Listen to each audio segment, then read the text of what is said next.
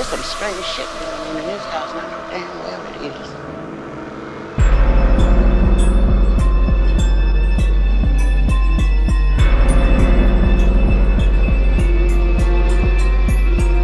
It's some strange shit going on in this house, and I know damn well it is.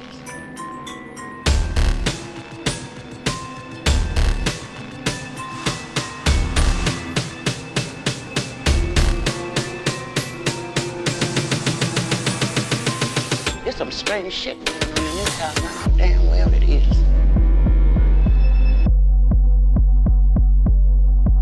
Lord have mercy. I ain't been listening to her since I've been black. Hey stranger, welcome to High Strangeness, a sad, sexy, spooky anthology with an explicit gaze on the beautiful horrors of black queer life. The story you're about to hear happened to someone, somewhere. Maybe to someone like you. Watching as the world around them changed, block by block, house by house. This is a story about memory, legacy, and the price of forgetting. A reminder, you can bulldoze the block, pave over the past, and sell the land for millions, but you can't evict the dead. Tonight's tale is called Last House on Florida Avenue. Last House on Florida Avenue by Kendrick Daye. Richard wasn't afraid of ghosts. He had seen horrors long before puberty, and real horror, he learned then, didn't need ghouls or poltergeists. It only needed a white man with a ledger and a warrant. He still woke in cold sweats to that dark living room, shadows of the landlord and sheriff looming in the window, the lock turning, the front door opening slowly, like it had all the time in the world, because it did. It was Richard and his mother who were out of time. And then he sprinted through the kitchen, out the back door, into the wet heat of the West Grove, past rows of identical pink flat-top duplexes, into arms that waited. Miss Marie stood up from her chair and caught him before the ground did. "Little boy Blue," she said, "you running from ghosts again?" They used to call them the projects, but they were home to many. Over the years, they've been excavated, bulldozed, and sold off in smaller blocks with bigger price tags, all except one house. The last house on Florida Avenue, Miss Marie's house, sits in the middle of the stalled construction, unbothered. Now an adult, Richard stands on the porch, Gucci sunglasses hiding his cold eyes. If gentrification is a virus, Richard is patient zero in a three-piece suit. Before he can even raise a hand to the door, it swings open. Hey, little boy Blue," Miss Marie says. She doesn't ask what he's doing here. She just hugs him like the years never happened, her gold peacock necklace pressing into his chest. Inside, the walls are lined with photos. Him and Claude at 8, missing a front tooth, holding a melted fruit cup. His mother on the porch beaming. Richard's jaw tightens. Miss Marie drips in from the kitchen. She hands him a glass of tea and sits at the table. "You look damn good, boy," she says, sizing him up. "Claude will be back in an hour if you want to wait a bit. I know he'd love to see you." Richard pulls out a cigarette. "I won't be long." Miss Marie watches him with a half smile. "You know I don't allow no smoking in here." He clears his throat and tucks the cigarette back into the pack. "Listen, I'm heading up the new development," he says. "Your property is the last holdout. My firm is prepared to offer you significantly more than the previous estimates." She eyes him, then the briefcase. "I see what this is," she says. "I'm offering you a future, Marie," Richard says. "Miss Marie," she corrects him. "And I have a future, a legacy. It's this house." Richard leans forward. "You don't want to fight this in court. They'll take it eventually. I'm just trying to make sure you're good." Her face hardens. Her voice sharpens like a blade. "Good?" She stands. "Ain't nothing about this good. Black folk build something out of the scraps crackers leave us, and they come back and want to take that too." She barks. "It's shameful," she says, nodding to herself. Suddenly she gasps and grasps at her chest. Her mug slips and clatters. She collapses hard, head cracking against the concrete floor. Richard doesn't flinch. He kneels beside her, not out of grief, but calculation.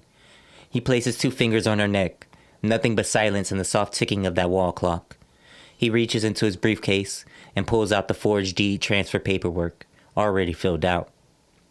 He removes a pen from his jacket pocket, positions it carefully, curling her cold fingers around it like he's guiding a child through their letters. With the ease of practiced fraud, he drags her hand across the signature line, Marie, Louis. Her hand falls back to the floor with a soft clap. Richard straightens his jacket, walks to the fridge, and pours himself another glass of sweet tea. He sits in Miss Marie's armchair, crossing one leg over the other. The photos of him as a boy watch from the mantel as he finishes the tea. After a moment, he calmly pulls out his phone and dials 911. Yes, he says. I'm calling from West Grove. I came to see about my godmother. She's not breathing. A pause. Yes, I'll wait for someone to arrive. The funeral is swollen with bodies. Women in hats, men clutch handkerchiefs. Everybody looks like they're trying not to cry or trying too hard. Everybody except Richard. He is a shadow among mourners, performing a duty scripted by lawyers. Show your face, they said. Pay your respects, they said. So he nods, though he does not know the names he nods to. The preacher's voice rolls like thunder. He preaches of glory, homegoings, promises of forever. But Richard's eyes are elsewhere. They rest on Claude, hunched in the front pew, fury folded into his shoulders. After the benediction, Richard slides beside him. Claude does not look up. Didn't think you'd come. Of course I came, Richard lies. She bragged about you every day, you know. Richard is silent. Silent hangs heavier than anything he could say in this moment. Then Claude smiles, a sharp thing. I'm glad it was you who found her. His hand touches Richard's shoulder, as if to bind him in kinship. Richard breaks it. He draws an envelope from his pocket and lays it like an offering. Your mother deserved this, and so do you. Claude opens it. His eyes stumble on the zeros. This is blood money. He leans close. His breath reeks of rum. His words of fire. You think I want a condo while my mama sinks into the dirt? Richard reclines, untouched. What else could you want? Claude rises. He bends, whispering against Richard's ear, voice shaking the lights. I want you to hurt. He spits, not on Richard, but at the aisle itself. He stumbles past the coffin, past Mrs. Marie's defiant stillness, out into the open air. Richard does not move. He lights a cigarette and looks up at the sunlight shining in the stained glass. 6 months pass and Miss Marie's house is still sitting there like it owns the block. Richard's company sends crews, one after another, but the house refuses them. The first crew vanish, where their trucks were found idling in the street, keys in the ignition, tools untouched. The second crew quit mid-swing. They just threw down their hammers and sprinted barefoot out the house, down the block, screaming about a voice humming in the walls. The third sent an email at 9:07 a.m. on their first day that simply read, There's blood in the insulation. It's warm. These days, Richard's office always smells like stress and Starbucks. The board bites at him through the speakerphone, their voices sharp with greed. We're months behind. You said this will be cleared by Q2. He kills the call mid-yell, crushes a cigarette against his desk, then lights another. OMG, he laments as he blows smoke in the air. Everyone get off my ass unless you have a dick in it. His assistant appears in the doorway, tablet in hand, frown carved into her face. I told Legal you're not autistic. You're just an asshole. He shrugs as she thrusts the tablet toward him. And you're out of options. No crew from here to Orlando will touch the property on Florida Avenue. They say it's haunted. Haunted, he says, already turning back to his emails. I don't believe in ghosts. Maybe you should. He smirks. You want to hear a scary story? Your rent is due, your accountant's in the negative, and your landlord is at the door with the sheriff, Richard says, putting his cigarette out. Then he grabs his briefcase, slides his shades on. Where are you going, she asks. He stands up. To the property. To do what exactly? Richard pauses, already walking out. I'm going to knock the thing down brick by brick if I have to. Richard's Escalade turns onto Florida Avenue, black shining against the ruin. At the far end of the block, Miss Marie's house waits, patient, crouched like a gator with its belly in mud, waiting for the slip of a foot.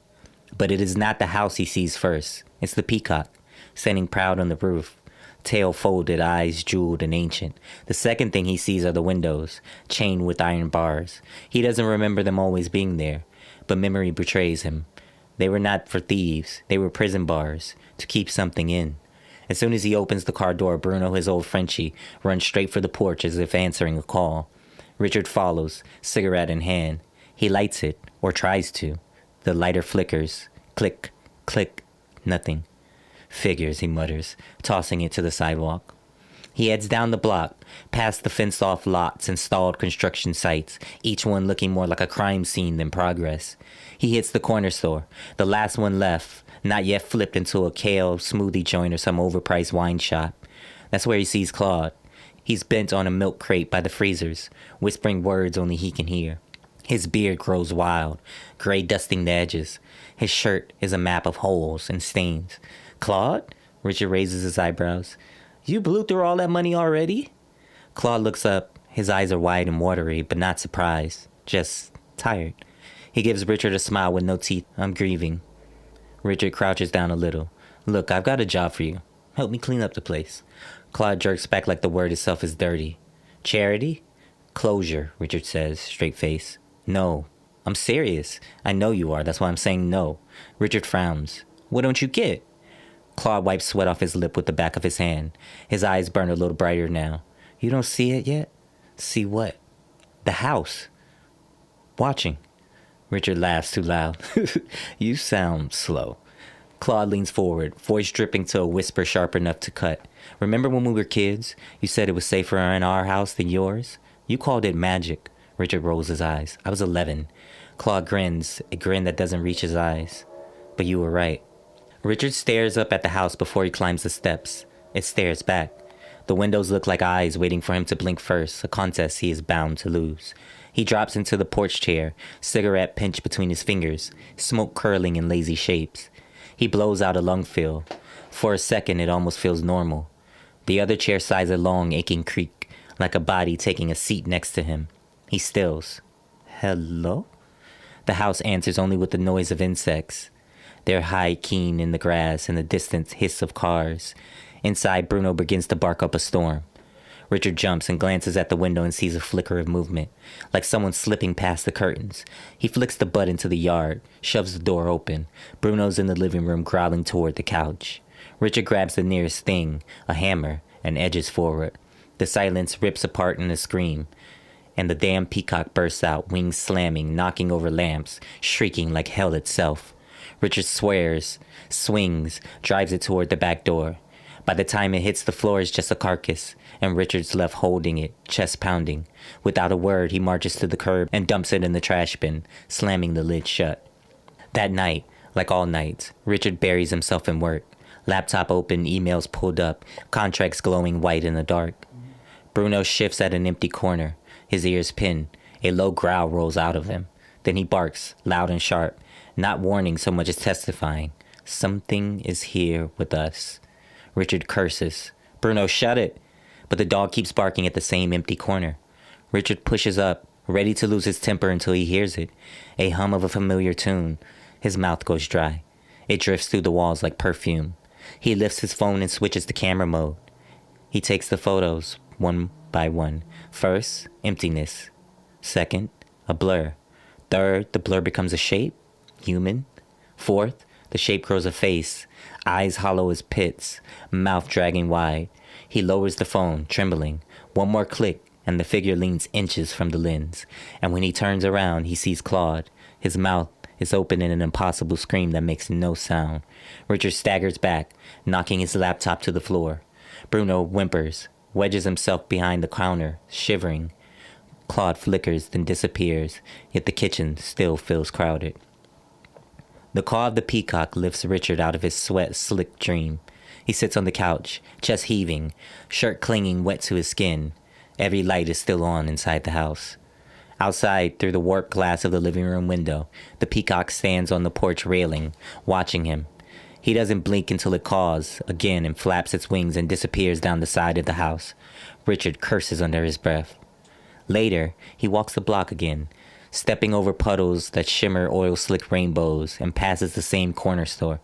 A few men sit outside under the awning, drinking beer in paper bags. He asks them flatly, "Y'all seen Claude?" A man with a missing tooth lifts his chin. "He dead." Richard stares. "What?"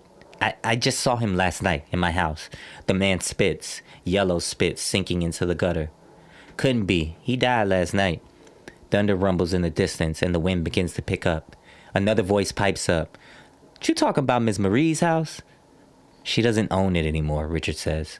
Thunder rumbles closer now. The wind kicks trash down the street. The old man begin to cackle. Can't evict the dead boy.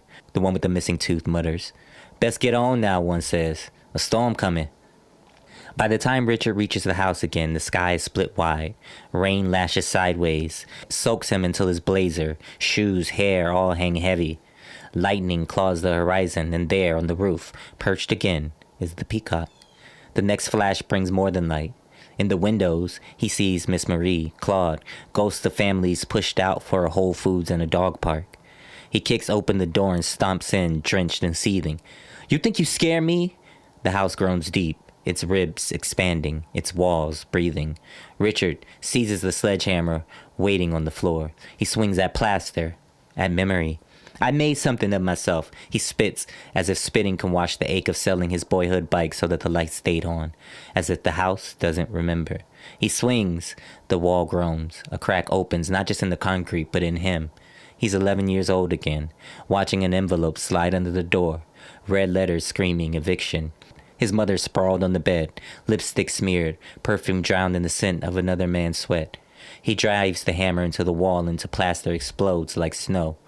His arms shake, because it's not the house that's breaking, it's him. The house shivers. Hands colder than death reach for him, tug his arms, press his throat, anchor his legs. He screams, but the scream belongs to another mouth. Grief hollows through him. Centuries of grief, and then stillness. The storm dies. The house exhales. They gather. Miss Marie, Claude, and the other ghosts of Florida Avenue. Faces not hateful, but heavy with disappointment. They reach, not to break, but to remind him of who they were, who he was. Richard stumbles free, bolts outside, Bruno clutched tight. He shoves the dog into the car, rips a gas can from the trunk. The liquid sloshes as he circles the house. In the windows, the ghosts watch. On the roof, the peacock gleams, unmoving. Richard strikes a match. One word could save him. Sorry. Mercy. Anything. But his lips curve to a sinister smile. He throws the match at the house, but the fire turns on him like an exotic pet. It wraps around his body, licks up his legs, swallows his scream, and wraps him in one final fatal embrace. His flesh melts. His knees buckle and he drops to the ground. What should have been ash is whole. The grass grows up wild around the porch steps of Miss Marie's house, and a raggedy for sale sign leans by the walkway. A bright rectangle of promise with Richard's picture on it, frozen in his suit and smile, grinning at the living as though the house behind him is not already full of the dead. Children ride by the last house on Florida Avenue, testing their own courage. They circle, bikes rattling, laughter sharp as tin. Bet you won't knock, one says, and the words sound older than he is. The smallest boy steps forward. He lifts a shaky hand toward the door but does not touch it. In the window, the curtain stirs. Behind it, a figure flickering like a bad light bulb. It's Richard. Eyes tar black, his presence more shadow than flesh. The boy stumbles back. The others scatter, wheels spinning in the road. The peacock stands where it has always. It throws its head back and its claws split the air. On the porch, the chair rocks slow, steady, with no hand to set it moving.